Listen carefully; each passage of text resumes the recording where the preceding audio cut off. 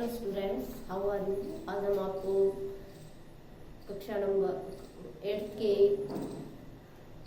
SS का chapter number 1 करवाएंगे। Chapter का नाम है कैसे, कब और कहाँ, यानी कि इतिहास भाग 1 का फर्स्ट चैप्टर कैसे, कब और कहाँ देखें। तो इसका मीन्स होता है कैसे, कब और कहाँ का कि कोई इतिहास की कोई भी घटना कहाँ, कब और कैसे घटी, यानी कि इनमें बहुत से महत्व दिए गए हैं। कहीं तो कुछ जो जैसे जेम्स मिल है, वारेन हेस्टिंग्स है, ये अलग अलग हैं, इन्होंने अलग अलग तरीके से बताया है। और इसमें बताया गया है कि कौन सी घटना कब, कहाँ और कैसे घटी।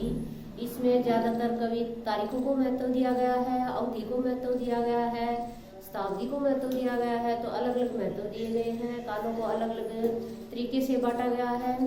तो इसमें काल को 3 भागों में, हिंदू, मुस्लिम और ब्रिटिश 3 कालखंडों में बांटा गया है। तो अब हम इसमें सबसे पहले देखेंगे कब, कहाँ और कैसे। तो सबसे पहले इसमें बताया गया है कि कौन सी घटना कब, कहाँ और कैसे घटित हुई। तो इस तरह से आधार लेकर हम इस पाठ को चलते हैं। तो सबसे पहले हम देखेंगे कि इतिहास क्या है। इतिहास क्या है? तो जिस विषय में हम प्राचीन काल से हुई घटनाओं के बारे में अध्ययन करते हैं उसे इतिहास कहते हैं।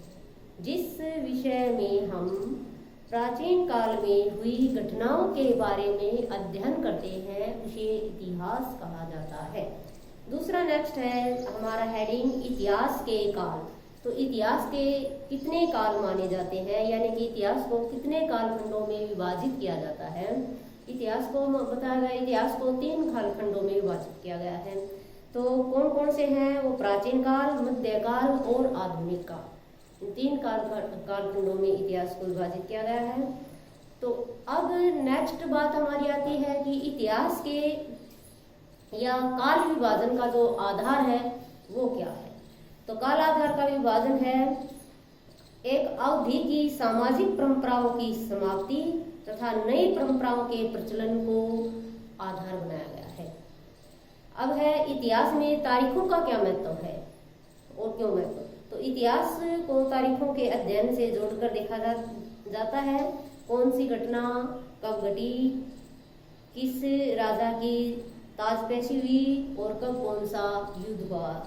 इसलिए इतिहास में तारीखों को महत्व दिया गया है कि कब कौन सा राजा बना, कौन सा युद्ध कब हुआ। तो इसलिए तारीखों को महत्व इतिहास में दिया गया है। अब जेम्स मिल का कालखंड कब से कब तक है। तो इसमें 1817 ईस्वी में स्कॉटलैंड के अर्थशास्त्री और राजनीतिक दार्शनिक जेम्स मिल ने भारत के इतिहास को हिंदू, मुस्लिम और ब्रिटिश 3 कालखंडों में विभाजित किया है। तो जेम्स मिल कौन थे? पहले तो ये बताना है कि जेम्स मिल स्कॉटलैंड के एक अर्थशास्त्री और राजनीतिक दार्शनिक थे। इन्होंने 1817 में इतिहास को हिंदू, मुस्लिम और ब्रिटिश 3 कालखंडों में बांटा है। अब इसमें पूछा है कि भारत का प्रथम गवर्नर जनरल कौन था। तो वारेन हेस्टिंग भारत का प्रथम गवर्नर जनरल था। लॉर्ड माउंटबेटन ब्रिटिश भारत के अंतिम वायसराय थे। मिल का हिंदू और मुस्लिम कालखंड कौन सा था? ये वे कालखंड थे जब भारत के अधिकांश भागों पर हिंदू राजाओं और मुस्लिम शासकों का राज होता था। वो उस राज को मिल ने हिंदू और मुस्लिम कालखंड कहा है। ब्रिटिश कालखंड कौन सा बताया गया है। भारत में ब्रिटिश शासन के अधीन अवधि को जेम्स मिल ने ब्रिटिश कालखंड की संज्ञा दी है। भारतीय इतिहासकारों का विभाजन। भारतीय इतिहासकारों ने इतिहास को 3 कालों, प्राचीन काल, मध्यकाल और आधुनिक काल में विभाजित किया गया है। औपनिवेशिक युग कौन सा है? औपनिवेशिक युग वो युग होता है जिस युग में दूसरे देश की गुलामी वाला युग होता है।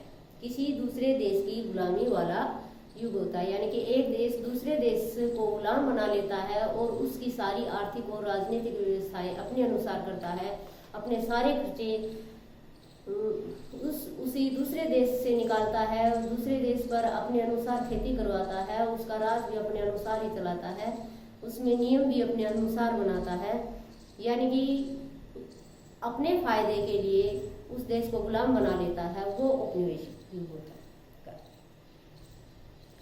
अब है तो इसी तरह से कुछ छोटे क्वेश्चन जो है मैं अब आपको ब्लैक बोर्ड पर राइट करवाती हूँ, तो आप अपनी नोटबुक में इम्पोर्टेंट कुछ क्वेश्चंस जो है राइट करिए और उनको अच्छी तरह से लर्न करें।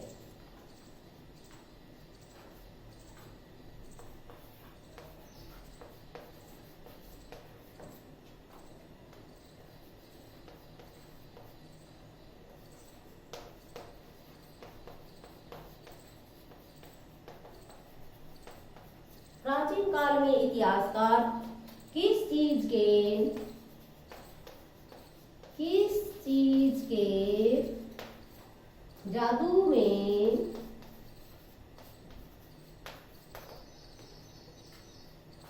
ही खोए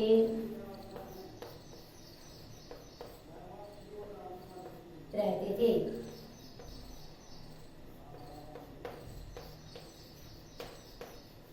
तो आंसर है तारीखों के जादू में।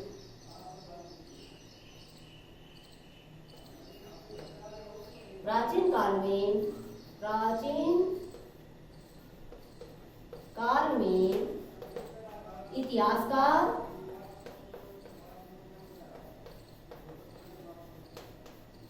तारीखों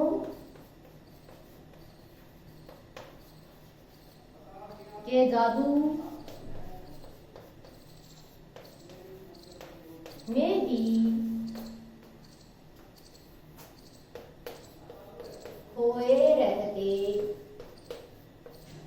थे। क्वेश्चन नंबर 2, ये क्वेश्चन नंबर 1।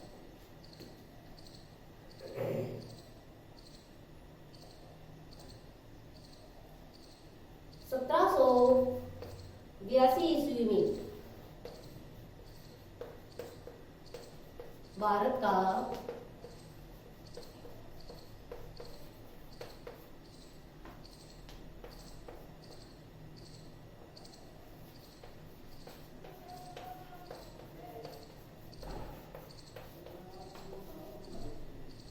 कौन था?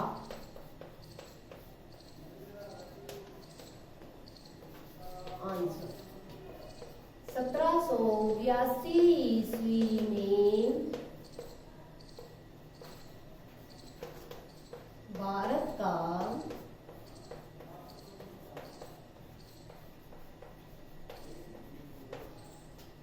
का गवर्नर जनरल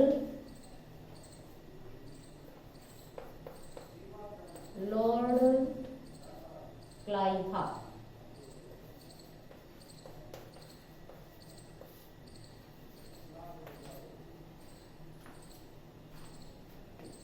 नेक्स्ट क्वेश्चन 3। 1782 ईस्वी में रॉबर्ट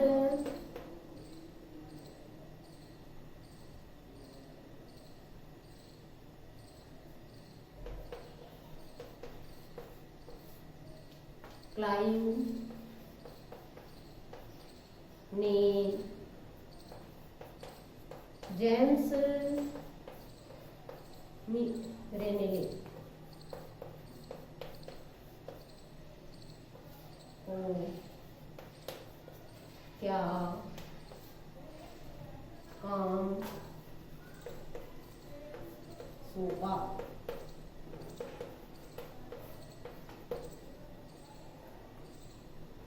आंसर है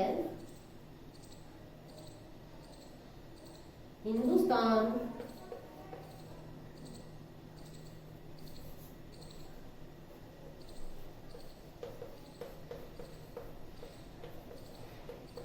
के नक्शे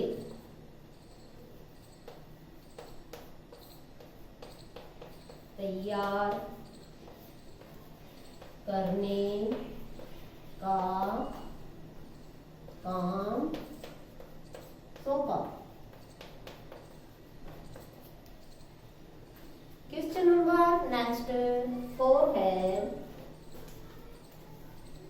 ब्रिटिश भारत का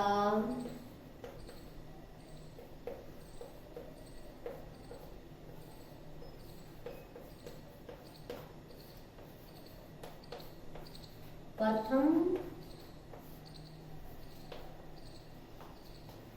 गवर्नर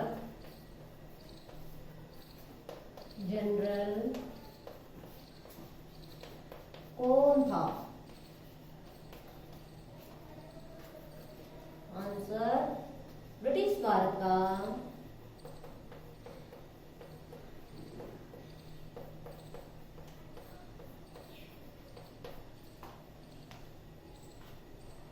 प्रथम गवर्नर जनरल वारेन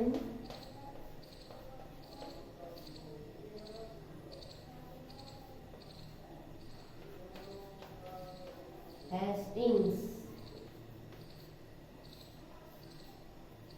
था। क्वेश्चन नंबर 5, ब्रिटिश भारत का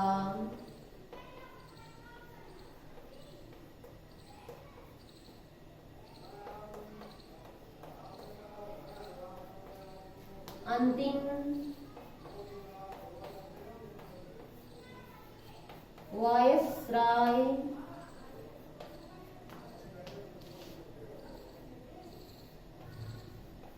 कौन था? आंसर है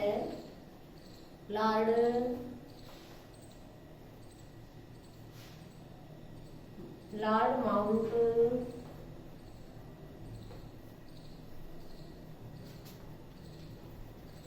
बेटन। तो आज आपके छोटे क्वेश्चन ब्लैक बोर्ड पे इतनी आ रहे हैं, तो हम इतनी कराएंगे। तो इसमें आप देखें कि पहला जो है हमारा क्वेश्चन नंबर 1 है, प्राचीन काल में इतिहासकार किस चीज के जादू में खोए रहते थे? तो हमारा आंसर है प्राचीन काल में इतिहासकार तारीखों के जादू में ही खोए रहते थे। 1782 ईस्वी में भारत का गवर्नर जनरल कौन था? 1782 ईस्वी में भारत का गवर्नर जनरल लॉर्ड क्लाइव था। 1782 ईस्वी में रॉबर्ट क्लाइव ने जेम्स रेनेल को क्या काम सौंपा? क्या काम सौंपा था? तो 1782 ईस्वी में रॉबर्ट क्लाइव ने जेम्स रेनेल को हिंदुस्तान के नक्शे तैयार करने का काम सौंपा। ब्रिटिश भारत का प्रथम गवर्नर जनरल कौन था? तो ब्रिटिश भारत का प्रथम गवर्नर जनरल वारेन हेस्टिंग था। ब्रिटिश भारत का अंतिम वायसराय कौन था? तो ब्रिटिश भारत का अंतिम वायसराय लॉर्ड माउंटबेटन था। Thank you. आज इसी के साथ हमारी क्लास खत्म होती है और हम आपसे कल मिलेंगे। तब तक आप इसको अपनी नोटबुक में राइट करके अच्छी तरह से इसको लर्न कीजिए। और आगे कुछ क्वेश्चन छोटे रह गए हैं, स्मॉल क्वेश्चन या बिग क्वेश्चन है जो है वो आपको कल करवाएंगे। तो आज इनको आप अच्छी तरह से लर्न कीजिए और अपनी नोटबुक तैयार कीजिए। उसमें सबसे पहले चैप्टर नंबर 1 डाल के और अपने स्मॉल क्वेश्चन लिखना स्टार्ट कीजिए। Thank you.